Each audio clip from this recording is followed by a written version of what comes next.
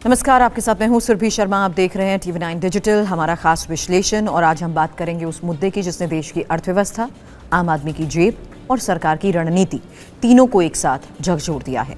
भारत का रुपया लगातार कमजोर होता जा रहा है। डॉलर के मुकाबले भारतीय मुद्रा ने नए रिकॉर्ड निचले स्तर को छू लिया है। मंगलवार को रुपया 96.5 प्रति डॉलर पर बंद हुआ।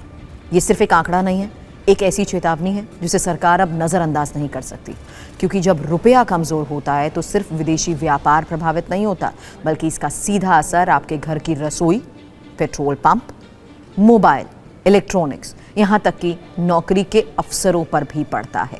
सरकार अब हरकत में आ गई है और खबर है कि केंद्र सरकार जल्द ही ऐसे विदेशी सामानों पर सख्ती करने जा रही है जिनकी भारत को ज़रूरत नहीं या जिन्हें भारत खुद बना सकता है। यानी आने वाले दिनों में कई विदेशी प्रोडक्ट्स महंगे हो सकते हैं, कुछ पर पाबंदी लग सकती है और आयात नीति में बड़े बदलाव देखने को मिल सकते हैं।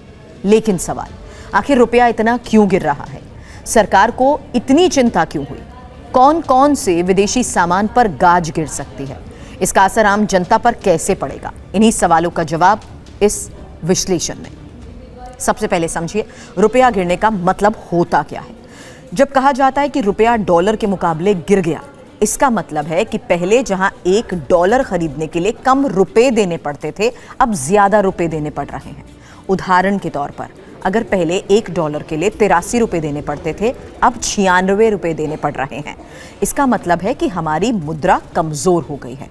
इसका सीधा असर ये होता है कि जो भी सामान विदेश से आता है वो महंगा हो जाता है। भारत अपनी जरूरत का बड़ा हिस्सा आयात करता है, जैसे कच्चा तेल, इलेक्ट्रॉनिक्स, मशीनरी, सोना, मेडिकल उपकरण और कई तरह के औद्योगिक कच्चे माल। रुपया कमजोर होने से ये सब चीजें महंगी पड़ती हैं और उसका असर बाजार में कीमतों पर दिखता है। अब बात करते हैं सरकार की चिंता की। सरकार को सबसे ज्यादा डर व्यापार घाटे से है। अप्रैल महीने में ही भारत का व्यापार घाटा $28.4 अरब तक पहुंच गया। मार्च में ये $20.7 अरब था, यानी एक महीने में करीब $8 अरब का अंतर। व्यापार घाटा तब होता है जब कोई देश जितना निर्यात करता है उससे ज्यादा आयात करता है। भारत विदेशों से ज्यादा सामान खरीद रहा है और बदले में उतना सामान बेच नहीं पा रहा। इसका मतलब ये हुआ कि देश से डॉलर बाहर जा रहा है, और जब डॉलर बाहर जाते हैं तो रुपए पर दबाव पड़ता है। यही वजह है कि सरकार अब तेजी से आयात पर नियंत्रण की तैयारी कर रही है। सरकार अगले हफ्ते एक बड़ी बैठक भी करने वाली है। बैठक में वित्त मंत्रालय, वाणिज्य मंत्रालय, कई बुनियादी ढांचा मंत्रालय भी इसमें शामिल होंगे। बैठक का एजेंडा साफ है, कैसे आयात बिल घटाया जाए, कैसे रुपए को संभाला जाए और कैसे घरेलू उद्योग को बढ़ावा दिया जाए। सरकार के पास दो बड़े विकल्प भी हैं। पहला, कुछ विदेशी सामानों पर कस्टम ड्यूटी बढ़ाना। दूसरा, कुछ सामानों के आयात पर सीधे पाबंदी लगाना, यानी विदेशी सामान महंगा कर दिया जाएगा या फिर उसकी एंट्री ही रोक दी जाएगी। लेकिन सवाल यह है कि किन सामानों पर असर पड़ सकता है। सूत्रों के मुताबिक सरकार उन चीजों की सूची तैयार कर रही है जिनका उत्पादन भारत में हो सकता है लेकिन फिर भी आयात हो रहा है। इसमें क्या क्या शामिल हो सकता है? विदेशी खिलौने, सस्ते इलेक्ट्रॉनिक्स, कुछ घरेलू मशीन्स, फर्नीचर, लग्जरी आइटम्स, सस्ते चीनी उत्पाद, कुछ सजावटी सामान, कुछ कम गुणवत्ता वाले उपभोक्ता सामान। सरकार खास तौर पर चीन से आने वाले सस्ते उत्पादों पर नजर रख रही है, क्योंकि बड़ी मात्रा में ऐसे उत्पाद भारत में आ रहे हैं और यहां भी बन सकते हैं। वाणिज्य मंत्री पीयूष गोयल ने भी हाल ही में ये स्पष्ट संदेश दिया। उन्होंने आयातकों से कहा कि जो सामान देश में बन सकता है उसे विदेश से मंगाने की जरूरत नहीं है। भारत में निर्माण करो, भारत से खरीदो और देश के उद्योग को मजबूत करो। यानी सरकार की नीति अब लोकल फर्स्ट की दिशा में तेजी से बढ़ रही है। इसका सबसे बड़ा फायदा होगा घरेलू मैन्युफैक्चरिंग सेक्टर को।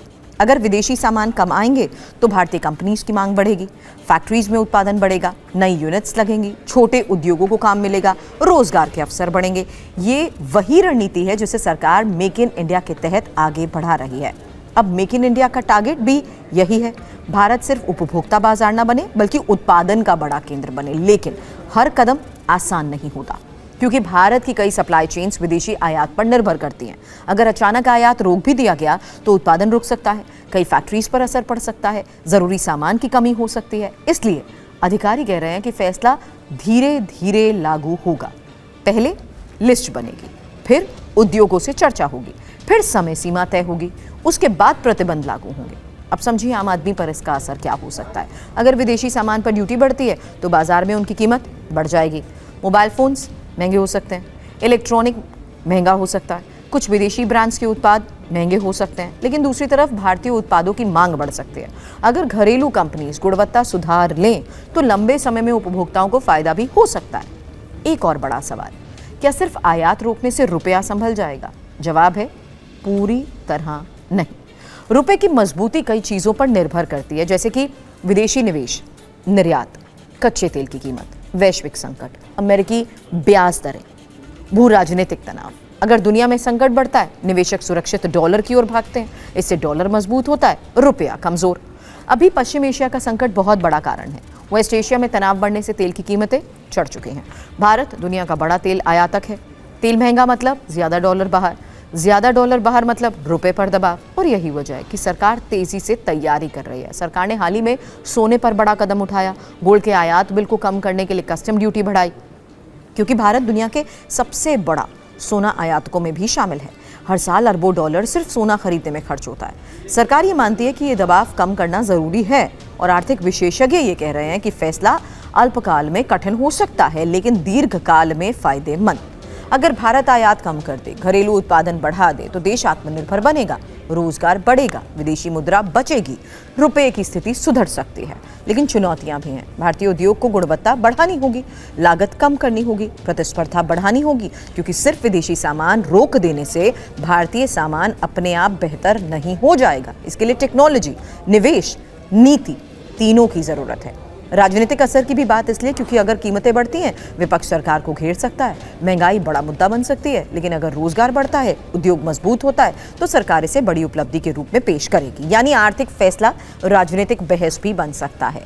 वैसे आने वाले हफ्तों में ये भी साफ हो जाएगा। सरकार की बैठक में लिए गए फैसले ये तय कर देंगे कि कौन कौन से विदेशी सामान प्रभावित होंगे, क्या आयात महंगा होगा, क्या कुछ सामान पर रोक लगेगी, और इसका असर आपके खर्च पर कितना पड़ेगा। फिलहाल सरकार का संदेश साफ है, देश से अनावश्यक डॉलर बाहर नहीं जाने दिया जाएगा, घरेलू उद्योग को बढ़ावा दिया जाएगा, रुपए को संभालने के लिए बड़े कदम उठाए जाएंगे। सवाल आपसे है, क्या सरकार का ये फैसला सही है? क्या विदेशी सामान पर रोक लगनी चाहिए? और क्या इससे भारत मजबूत बनेगा या आम आदमी पर बोझ बढ़ेगा? अपनी राय हमें कमेंट में जरूर बताएं। वीडियो पसंद आया तो करें लाइक, शेयर करें और चैनल को करें सब्सक्राइब।